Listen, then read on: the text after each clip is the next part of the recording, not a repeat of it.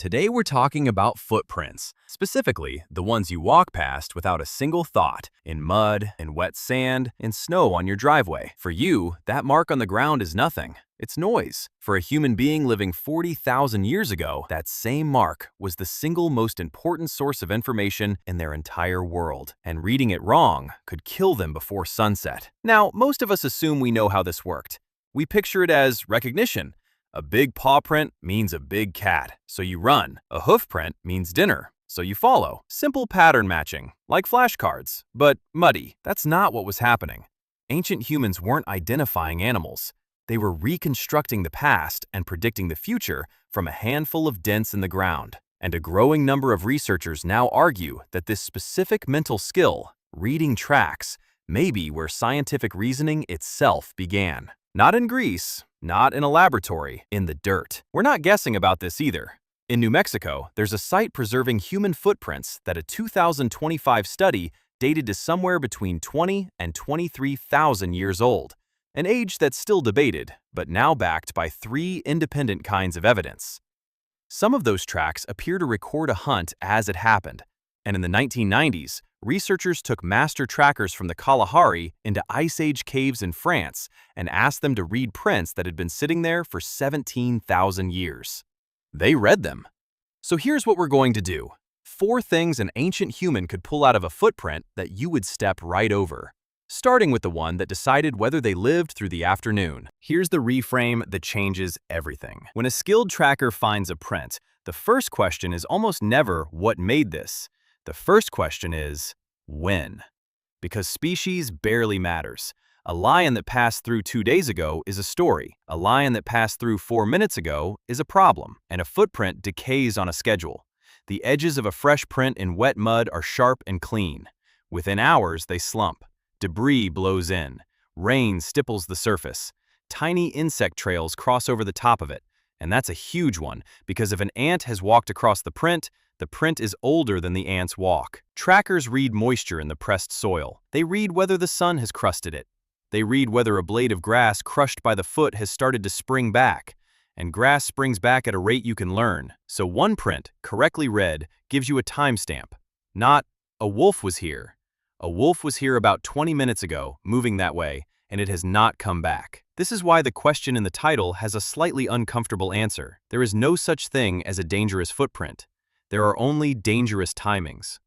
The print is never the threat.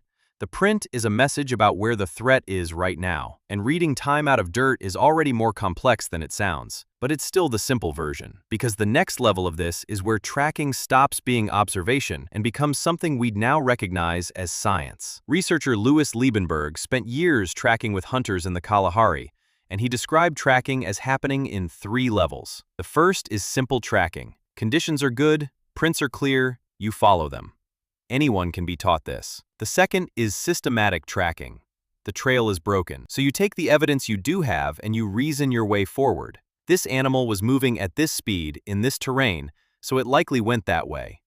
You go where the logic points and you look for the trail again. But the third level is the one that should stop you. Liebenberg called it speculative tracking.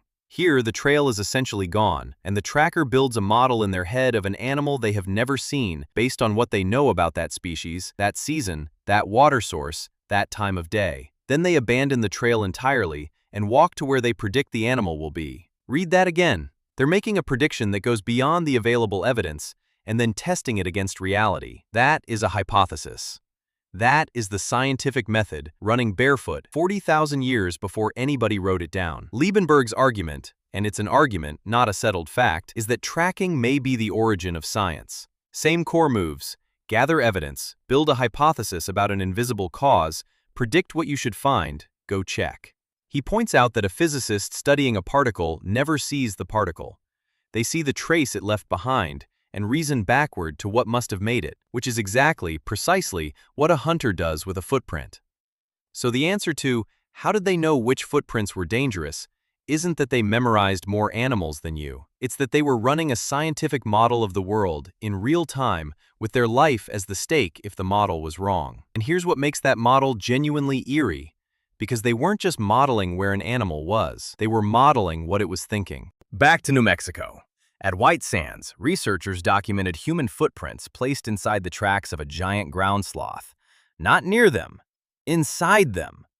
The leading interpretation is that a person was deliberately stepping in the animal's tracks, possibly to mask their own approach, and the sloth's trackway, in the sections where human prints appear, shows something different from its normal walk. There are circular turns. The animal appears to have reared up and pivoted, the way a bear does when it's trying to locate a threat by smell. Nearby, other human tracks seem to show someone approaching on tiptoe. The team's early reading is that this may be a hunt, preserved in the ground, with some people distracting the animal while another closed in. It's an interpretation, and it's contested, but it shows what the ground can hold. Not just an animal walked here. An animal walked here, and it was frightened, and it knew it was being followed. A calm animal walks in a rhythm. A stalking animal shortens its stride and places its feet with unnatural care. An injured animal loads one side heavier. A panicking animal scatters. Ancient humans read behavior off the ground the way you read tone in a text message. And that's the real answer to the title. A dangerous footprint isn't a shape. It's a shape plus a rhythm plus a timestamp, and the danger lives in the combination. Which raises the obvious question. If this was such a deep human skill, where did it go? And the honest answer is, it may not have gone anywhere. In the caves of the French Pyrenees, there are human footprints preserved under a thin crust of calcite, roughly 17,000 years old. For decades, they were studied mostly by measuring them. Then researchers tried something else. They brought 3 master trackers from the Kalahari, men who had spent their lives reading spoor, and simply asked them what they saw. They produced readings the measurements had never produced. Who was moving? How? In what state? In related work using track images, the trackers were reportedly able to determine things like species, rough age, side of the body, and direction of travel in over 90% of cases, and identified far more animal species in the tracks than appear in the cave paintings on the walls above them. 17,000 years, and the information was still sitting there. It just needed someone who could read, which suggests something slightly uncomfortable about us.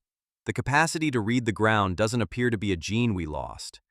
It looks like a skill that requires thousands of hours of practice inside a culture that needs it, and we stopped needing it. You still track. You just do it on different surfaces. You read a room. You read the 3 dots in a chat window. You reconstruct someone's whole day from the tone of a 2-word reply. Same machinery, different mud. So, how did ancient humans know which footprints were dangerous? They read the print as a clock, not a label, because timing decided everything. They ran hypotheses instead of recognizing shapes, a mental move so close to modern science that some researchers think this is literally where science started. They read intent and emotion out of stride and rhythm, and that ability appears to still exist in our species, dormant, waiting for a reason.